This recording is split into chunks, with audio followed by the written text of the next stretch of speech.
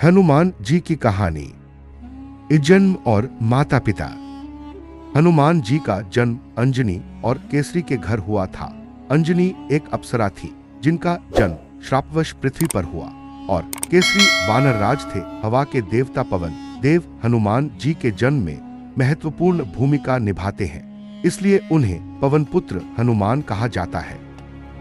बचपन के चमत्कार। हनुमान जी बाल्यकाल से ही अत्यंत शक्तिशाली थे।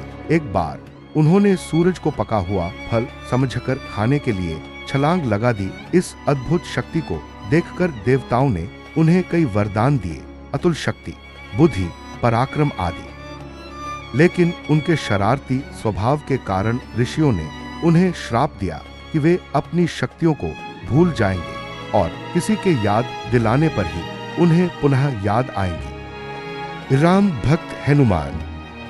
हनुमान जी का जीवन श्री राम की सेवा के बिना अधूरा है। पहली बार जब उनकी मुलाकात प्रभु राम और लक्ष्मण से हुई, तभी से वे राम भक्ति में संपूर्ण रूप से समर्पित हो गए। सीता माता की खोज। सीता माता की खोज के लिए हनुमान जी ने समुद्र पार करने का असंभव कार्य किया। जाम्बवंत के याद दिलाने पर उन्हें अपनी असल शक्ति का स्मरण हुआ और उन्होंने एक ही छलांग में 100 योजन लगभग 800 मील लंबा समुद्र पार किया। लंका पहुंचकर उन्होंने अशोक वाटिका में सीता माता को ढूंढा, उनका संदेश दिया, लंका को अपनी शक्ति से हिला दिया, रावण की सेना को पराजित किया और अंत में पूरी लंका में आग लगा दी। संजीवनी पर्वत। लक्ष्मण जी के मूर्छित होने पर हनुमान जी संजीवनी बूटी लाने हिमालय पहुंचे। औषधि पहचान न पाने पर वे पूरा पर्वत उठाकर ले आए। यह उनका सबसे प्रसिद्ध पराक्रम माना जाता है। राम रावण युद्ध में भूमिका। हनुमान जी ने युद्ध में असंख्य राक्षसों को मारकर राम जी की सेना की रक्षा की। उनकी वीरता के सामने रावण तक भयभीत हो जाता था। अमरत्व और आज का महत्व। भगवान राम ने हनुमान जी को वरदान दिया कि जब तक पृथ्वी पर राम कथा सुनाई जाएगी, तब तक हनुमान जी सदैव उपस्थित रहेंगे, इसलिए उन्हें चिरंजीवी माना जाता है। अमर, सदा जीवे। हनुमान जी की ज्ञान परीक्षा। एक बार माता सीता ने हनुमान जी को सिंदूर लगाए हुए देखा और पूछा कि वे ऐसा क्यों करते हैं।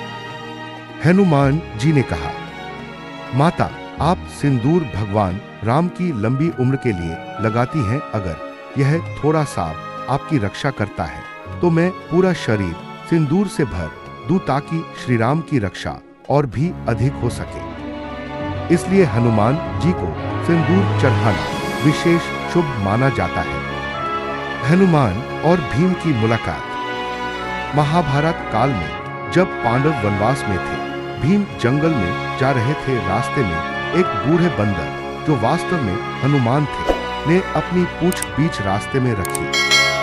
भीम ने गर्व से कहा, अपनी पूंछ हटाओ, मैं जल्दी में हूं। बंदर ने कहा, मैं बूढ़ा हूं, तुम ही हटाकर निकल जाओ। भीम ने पूरी ताकत लगा दी, लेकिन वह पूंछ हिल भी नहीं पाई। तब उन्हें अहंकार टूट गया। बंदर रूपी हनुमान जी प्रकट हुए और बोले, शक्ति में सबसे ऊपर भी विनम्रता जरूरी है। हनुमान जी और समुद्र का गर्व। जब लंका जाने की तैयारी हो रही थी, जाम्बवंत ने सबको समझाया कि हनुमान ही समुद्र पार कर सकते हैं।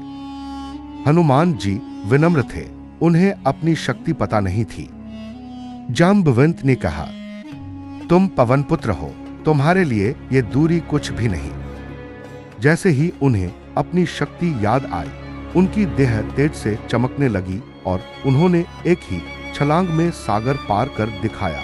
यह कहानी बताती है कि असली शक्ति भीतर होती है, बस उसे जगाने वाला चाहिए। लंका दहन से पहले की घटना। जब रावण के सैनिकों ने हनुमान जी की पूंछ में तेलघी लगाकर आग लगाई, हनुमान जी मुस्कुराए और बोले, चलो अब तुम्हारी लंका की अंधेरी गलियों में थोड़ी रोशनी कर देता हूं। फिर वे एक एक घर की छत पर कूदते हुए पूरी लंका में आग लगा आए, पर ध्यान रखा कि विभीषण का घर सुरक्षित रहे, क्योंकि वह राम भक्त था। राम जी से बड़ा कौन? राम राज्य स्थापित होने के बाद एक सभा में राम जी ने कहा, मेरे सबसे बड़े भक्त हनुमान हैं। हनुमान जी ने विनम्रता से कहा, प्रभु, भक्त और भगवान बराबर नहीं हो सकते, मैं तो बस आपका दास हूं। तभी सीता मां ने राम जी को एक हार दिया। राम जी ने सभी को वह हार दिखाया, लेकिन वह चमकता नहीं था। फिर हनुमान जी ने हार उठाया और उसको अपने दांतों से काटकर देखने लगे। सभी चकित हुए। उन्होंने पूछा, हानि की क्यों? हनुमान बोले, मैं देख रहा हूं कि क्या इसमें कहीं आपके नाम का अक्षर है, क्योंकि जहां राम का नाम नहीं, वह मेरे किसी काम का नहीं। यह सुनकर पूरी सभा भावुक हो गई। आज भी जीवित हनुमान जी। कथाओं में कहा गया है कि हनुमान जी आज भी पृथ्वी पर हैं। जहां भी रामकथा, सुंदरकांड, रामायण पढ़ी जाती है, वहां हनुमान जी अदृश्य रूप से उपस्थित रहते हैं।